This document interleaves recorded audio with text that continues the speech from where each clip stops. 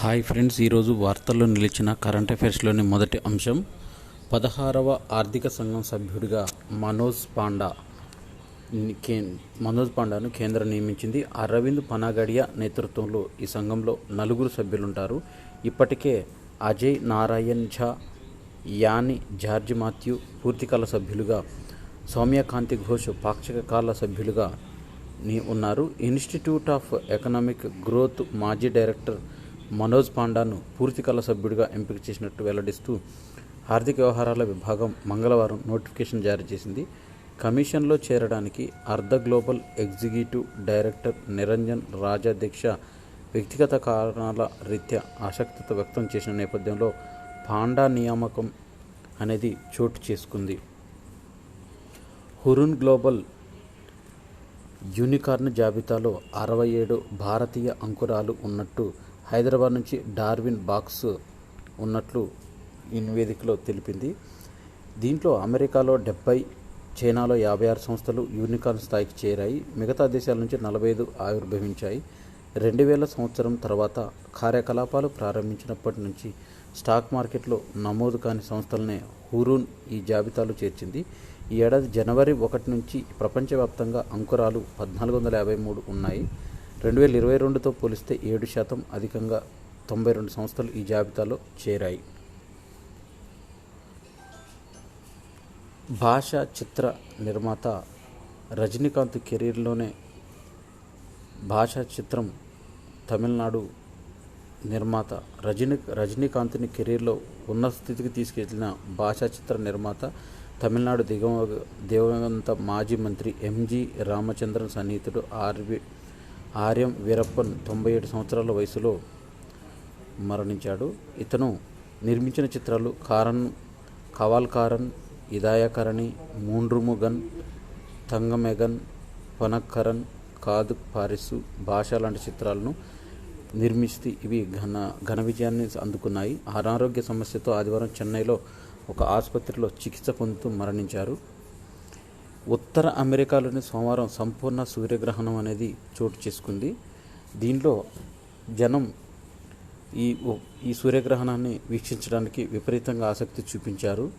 దీనిలో భూమికి చుక్క పెట్టినట్లుగా చంద్రుడి నీడ స్పష్టంగా అందులో కనిపించింది. అంతర్జాతీయ అంతరిక్ష కేంద్రం ఇంటర్నేషనల్ స్పేస్ స్టేషన్ నుంచి సంపూర్ణ సూర్యగ్రహణాన్ని చిత్రీకరించారు.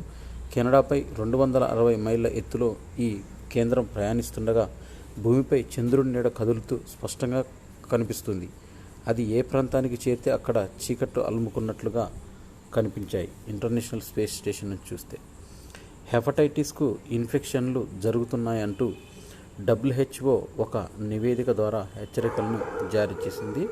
2019లో 11 లక్షల మంది చనిపోయారని, 2022లో 13 లక్షలకు చేరిందని, దీనిలో హెపటైటిస్ బి 83%, హెపటైటిస్ సి వల్ల 17% మంది బలవుతున్నారంటూ ప్రపంచవ్యాప్తంగా ఈ హెపటైటిస్ వైరల్ వల్ల ప్రాణాలు కోల్పోతున్న వారి సంఖ్య రోజుకు పెరుగుతుందంటూ ప్రపంచ ఆరోగ్య సంస్థ WHO హెచ్చరికలను జారీ చేసింది.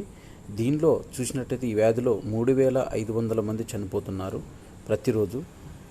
3/2 case Bangladesh, China, Ethiopia, Bharat, Indonesia, Nigeria, Pakistan, Philippines, Russia, వియత్నాంలో కేసు నమోదు అవుతున్నాయి. ఈ దేశాల్లో వ్యాప్తి నిర్ధారణ, చికిత్సకు చర్యలు ముమ్మరం చేయాలని సూచించింది. అంతర్జాతీయ మాదక ద్రవ్య నియంత్రణ మండలి INCBకి జరిగిన ఎన్నికల్లో జగజ్జీత్ పవాడియా ఎంపికయ్యారు. దీనిలో ఆమె ఈ మండలికి 2015 నుంచి సభ్యురాలుగా ఉన్నారు. 2021-22 కాలానికి అధ్యక్షురాలుగా కొనసాగారు. ఐక్యరాజ్య సమితి వేదికపైన భారత్ కీలక విజయము లభించింది. దీనికి సంబంధించిన INCBలో 5 స్థానాల భర్తీలో ఐక్యరాజ్య సమితి ఆర్థిక సామాజిక మండలి UNECOSOC ఎన్నికలు నిర్వహించగా 24 మంది పోటీ పడుతున్నారు. దీంట్లో ఓటింగ్లో పాల్గొనగా విజేతలుగా 53 మంది పాల్గొనగా 41 ఓట్లు జగజీత్ పవాడియాకు దక్కాయి. విదేశీ వ్యవహారాల మంత్రి ఎస్ జయశంకర్ సామాజిక మాధ్యమం ద్వారా ఈ విషయాన్ని వెల్లడించారు. జగజిత్ పవాడియా 2025 నుంచి 30 కాలానికి ఐఎన్సిబి సభ్యురాలుగా కొనసాగుతారు. బ్రిటన్ కరెన్సీ పైన కింగ్ చార్లెస్ III విగ్రహం చిత్రాన్ని బ్రిటన్ కరెన్సీ పైన ముద్రించనున్నారు. బ్రిటన్ పరిధిలో బ్యాంక్ ఆఫ్ ఇంగ్లాండ్ కరెన్సీ నోట్లపైన బొమ్మ మారింది. 1960 నుంచి ఎలిజబెత్ రాణి II చిత్తరువుతో ముద్రిస్తున్న ఈ నోట్లపైన మొదటిసారిగా మార్పులు చేశారు. తల్లి ఎలిజబెత్ ఫోటోకు బదులుగా ప్రస్తుత రాజు చార్లెస్ III చిత్రాన్ని నోట్లపై ముద్రించారు. అభివృద్ధి దశలో చంద్రయాన్-4 ఇస్రో చైర్మన్ సోమనాథ్ వెల్లడి. దీంట్లో అంతరిక్ష పరిశోధన అనేది నిరంతర ప్రక్రియ అని, ఇందులో మన దేశం గొప్ప పురోగతి సాధిస్తుందని పంజాబ్ లుధియానాలోని ఓ పాఠశాలలో ఏర్పాటు చేసిన కార్యక్రమంలో సోమవారం సోమనాథ్ పాల్గొన్నారు. చంద్రయాన్-4 ప్రయోగంలో భాగంగా జాబిల్లి నుంచి రాళ్లు, మట్టి నమూనాలు భూమి మీదకు తీసుకురావాలని ఇస్రో భావిస్తుంది. దాదాపు 100 రోజుల పాటు పనిచేసేలా, కిలోమీటర్ మేర చంద్రుడిపైన తిరిగేలా వ్యోమనౌకను రూపొందించినట్లు సమాచారం అందింది. చంద్రయాన్-3 బృందానికి అవార్డు అందింది. 2024 సంవత్సరానికి జాన్ ఎల్ జాక్ స్విగెర్ట్ జూనియర్ అవార్డును లభించింది. ఇస్రో తరపున హ్యూస్టన్లోని భారత కాన్సుల్ జనరల్ మంజునాథ్ ఈ పురస్కారాన్ని అందుకున్నారు. కొలరాడోలో జరిగిన స్పేస్ సింపోజియంకు ఈ వేదికైంది. అంతర్జాతీయ అంతరిక్ష పరిశోధనకు ముందడుగు వేసినందుకు చంద్రయాన్-3 బృందానికి ఈ అవార్డు లభించడం ఆనందదాయకంగా భావించారు. ఇజ్రాయెల్ హమాస్ ఘర్షణతో మానవతా సంక్షోభాన్ని ఆమోదించలేమంటూ ఐక్యరాజ్య సమితిలో భారత్ స్పష్టీకరణ చేసింది. ఇప్పటికే అనేక సందర్భాల్లో ఈ విషయాన్ని గుర్తు చేసింది. ఉగ్రదాడులు సామాన్య పౌరులను బందీలుగా చేసుకోవడాన్ని ఏమాత్రం సమర్థించబోవని స్పష్టం చేసింది. దీనికి సంబంధించి తమ చెరలో 40 మంది బందీలు ప్రాణాలతో లేరని హమాస్ అంగీకరించింది. హమాస్ చెరలో దుర్భర జీవితాన్ని అనుభవిస్తున్న పౌరులకు విముక్తి కలిగేలా కాల్పుల విరమణ ఒప్పందం కుదిర్చేందుకు అమెరికా ప్రయత్నిస్తుంది. అత్యంత ఉష్ణమయ నెలగా మార్చి నెల రికార్డు నమోదైంది. దీంట్లో గడిచిన మార్చి పొడమి సరాసరి ఉష్ణోగ్రత 14.4 డిగ్రీల సెల్సియస్ ఉంది. పారిశ్రామికీకరణ ముందు నాటి కాలం 1850-1900తో పోలిస్తే 1.68 డిగ్రీల సెల్సియస్ అధికం. 1991-2020 మధ్యలో మార్చి నెలలో నమోదైన వేడితో పోలిస్తే 0.7 డిగ్రీస్ ఎక్కువ. అయితే ఇప్పటివరకు గడిచిన 12 నెలల్లో 2023 ఏప్రిల్ నుంచి గత నెల ఏప్రిల్ వరకు పొడమి సరాసరి ఉష్ణోగ్రత రికార్డు చోటు చేసుకుంది. 91-2020 మధ్య 0.70 డిగ్రీ సెల్సియస్ పెరిగినట్లు సమాచారం. ప్రముఖ సంగీత విద్వాంసుడు పప్పు వేణుగోపాలరావు కన్నుమూశారు. ఇతను రచయిత, డాక్టర్. అదేవిధంగా చెన్నైలోని మలర్ ఆసుపత్రిలో చికిత్స పొందుతూ మరణించారు. మంగళవారం బెసెంట్ నగరంలో ఆయన భౌతిక కాయానికి అంత్యక్రియలు నిర్వహించినారు. ఆంధ్రప్రదేశ్లోని విజయనగరంలోని 1948 జూన్ 30న జన్మించారు. వేణుగోపాలరావు ఏఎంఆర్ కళాశాలలో ఇంగ్లీషు, తెలుగు, సంస్కృతంలో పోస్ట్ గ్రాడ్యుయేషన్ చేశారు. అనంతరం తెలుగు, సంస్కృతంలో డాక్టరేట్ పొందారు. విశాఖపట్నము ఏవియన్ కళాశాలలో తెలుగు అధ్యాపకుడిగా చేశారు. 1980 నుంచి అమెరికన్ ఇన్స్టిట్యూట్ ఆఫ్ ఇండియన్ స్టడీస్లో ఉద్యోగం చేసి 2008లో దక్షిణ భారత ప్రాంతానికి అసోసియేట్ డైరెక్టర్ జనరల్గా పనిచేసి పదవి విరమణ పొందాడు. ఆంగ్ల దినపత్రిక హిందూలో పుస్తకాలపైన సమీక్షలు రాసేవారు. కర్ణాటక సంగీతం, కూచిపూడి నృత్యంపైన అనేక ప్రసంగాలు చేశారు. తెలుగు, సంస్కృత భాషల్లో నిర్వహించిన అష్టావధానం కార్యక్రమంలో పాల్గొనేవారు. ప్రముఖ సంగీత సభ మ్యూజిక్ అకాడమీకి కార్యదర్శిగా కూడా పనిచేశారు. ఆయనకు 2 కుమారులు ఉన్నారు.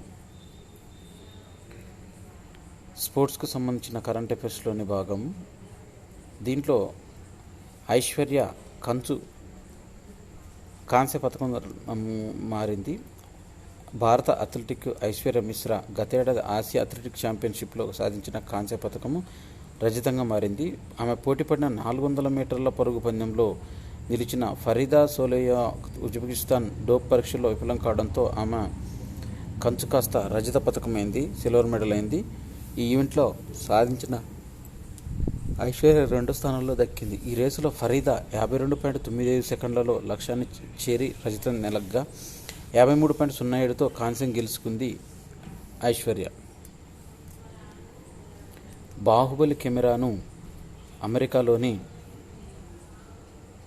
ఇక్కడ బాహుబలి కెమెరా ఒకటి వెలుగులోకి వచ్చింది.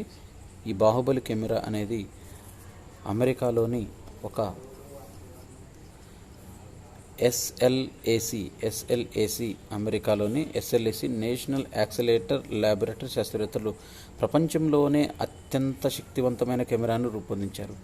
3200 మెగాపిక్సెల్ సామర్థ్యం గల ఈ legacy survey of space and time LSST చెందిన చిన్న కారంతో ఉంటుంది. బరువు 3000 కిలోలు. దీని బరువు వచ్చేసి 3000 కిలోలు.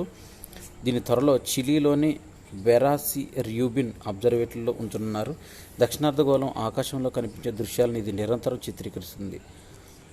కనిపించే ఆకాశం మొత్తాన్ని ప్రతి 3 నుంచి 4 రాత్రులకు ఫోటోలు తీస్తుంది. దీని సహాయంతో వచ్చే 10 ఏళ్లలో 2000 కోట్ల నక్షత్రాలను గుర్తించవచ్చని ఆశిస్తున్నారు. ఇది ఆకాశాన్ని అత్యంత నాణ్యంగా స్పష్టంగా ఫోటోలు తీయగలదు. గరిష్ట రిజల్యూషన్తో ఇది సృష్టించిన ఇమేజ్ను చూడాలంటే వందలాది అల్ట్రా HD టీవీలు తెరలు అవసరమవుతాయి. సుదూర నక్షత్ర మండలాల నుంచి వచ్చే కాంతిని భారీ నక్షత్ర మండలాలు కాస్త పంచుతాయి. ఇలాంటి గురుత్వ లెన్సింగ్ సంకేతాలను LSST కెమెరా గుర్తిస్తుంది.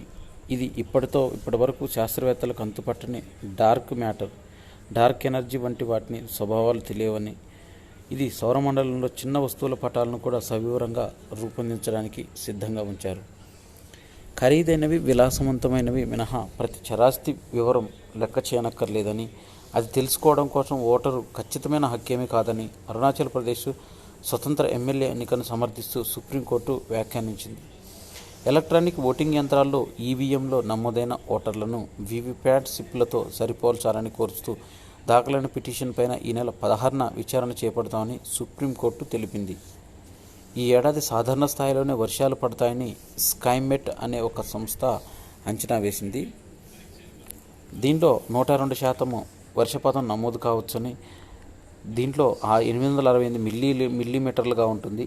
96% నుంచి 104% వర్షం కురిస్తే దాన్ని సాధారణ వర్షపాతంగా పరిగణిస్తారని స్కైమెట్ అంచనా వేసింది.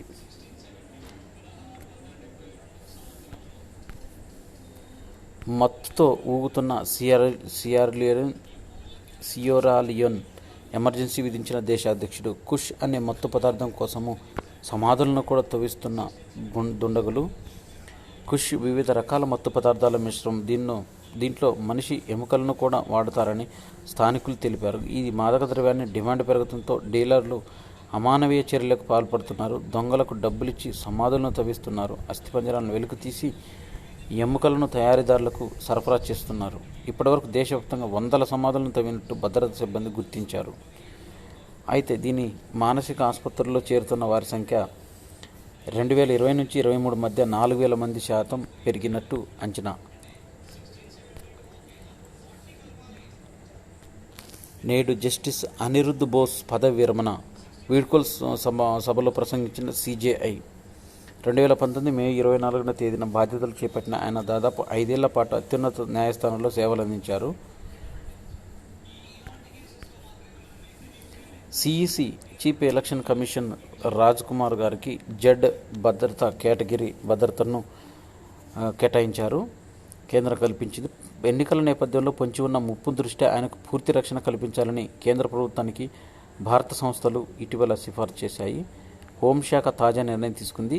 CRPFకు చెందిన 40 నుంచి 45 మంది సిబ్బంది CECకి రక్షణ కల్పించే విధుల్లో ఉంటారని, దానికి ఎన్నికల కమిషనర్లు ప్రస్తుతం ఢిల్లీ పోలీసుల సాయుధ భద్రత బృందం రక్షణ కల్పిస్తుంది. దివంగత TN శేషన్కు గత కొంతకాలం కేంద్ర బలగాల రక్షణ అనేది కూడా ఉండేది. IPL వేడుకల్లో సిక్కోలు నాట్యం. చిదంబరం క్రికెట్ స్టేడియంలో గత నెల 22న IPL క్రికెట్ పోటీలు ప్రారంభమయ్యాయి. దీంట్లో శ్రీకాకుళం జిల్లా నరసన్నపేటకు చెందిన శ్రీ కూచిపూడి నృత్య విద్యాలయం కళాకారులు అద్భుతమైన నాట్య ప్రదర్శనతో అందరిని ఆకట్టుకున్నారు. గత 12 ఏళ్లుగా ఈ నృత్యాలయం విద్యార్థులు కోల్కతా, బెంగళూరు, మలేషియా, దుబాయ్ అనేక చోట్ల నృత్య ప్రదర్శనలు ఇచ్చి అంతర్జాతీయ స్థాయిలో అవార్డులను అందుకున్నారు.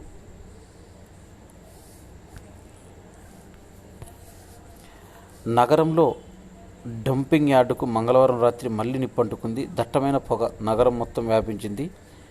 దీనిలో ప్రజలు ఉక్కిరిబిక్కిరి చేసింది. రామగుండం బైపాస్ రోడ్డు హైదరాబాద్ ప్రధాన రహదారి కనిపించకుండా మారింది. Alugunur Hyderabad road, Sadasivapalli Manakondur road, Kothirampur, Kattampur, Alkapur, housing board colony, Pochammawada, Kaman వరకు వ్యాపించింది.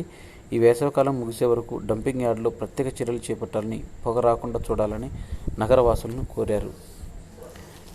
ఎలక్షన్లో నగదు, ఆభరణాలు పట్టుకుంటే వెంటనే రసీదులు చూపిస్తే తిరిగి ఎవరి వారికి అప్పగిస్తామని తెలంగాణ ఎలక్షన్ అధికారి వికాసరాజ్ తెలిపారు. తనిఖీలో నగదు, బంగారం, ఆభరణాలు తదితరులు స్వాధీనం చేసుకుంటే వెంటనే అధికారులు రసీదు ఇస్తారని, మరుసటి రోజు నిర్వహించే విచారణలో వాటికి సంబంధించిన అధికారిక పత్రాలను అందజేస్తే ఎన్నికల సంఘం నిబంధనల మేరకు వాటిని తిరిగి ఇచ్చేస్తారని తెలిపారు.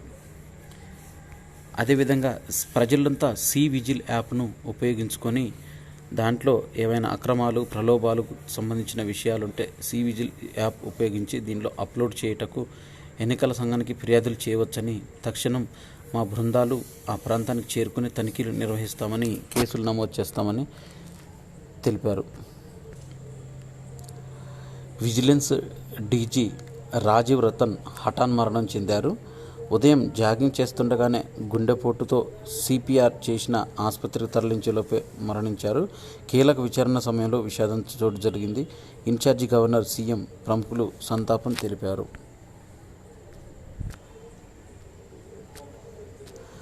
భారత అగ్రశ్రేణి టెన్నిస్ సింగిల్స్ ఆటగాడు Sumit Nagal ATP masters tourney ప్రధాన డ్రా సింగిల్స్లో ఒక మ్యాచ్ గెలిచి మొట్టమొదటి భారత ప్లేయర్గా నిలిచాడు. 2024 ఏప్రిల్ 8న మాంటెకార్లో మాస్టర్స్ టోర్నీలో ప్రపంచ 38వ ర్యాంకర్ ఆర్నాల్డ్ ఇంగ్లాండ్ను నగాల్ ఓడించాడు.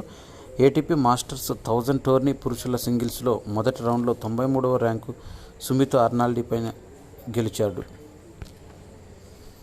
ఐఏయు ఇంటర్నేషనల్ ఆస్ట్రోనామికల్ యూనిట్ 24 గంటల ఆసియా ఓసియానియా ఆల్టా రన్నింగ్ ఛాంపియన్షిప్లో భారత్ టైటిల్ నెగ్గింది. ఆస్ట్రేలియాలోని కాన్బెరాలో జరిగిన 24 గంటల పరుగులో భారత్ వరుసగా రెండో విజేత నిలిచింది. స్వర్ణ పతకం కైవసం చేసుకుంది.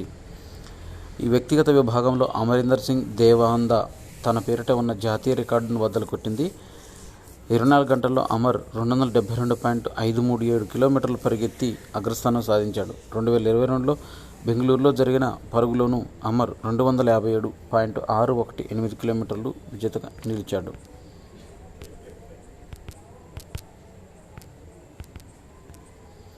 భారత్లో అసెంబుల్ చేసి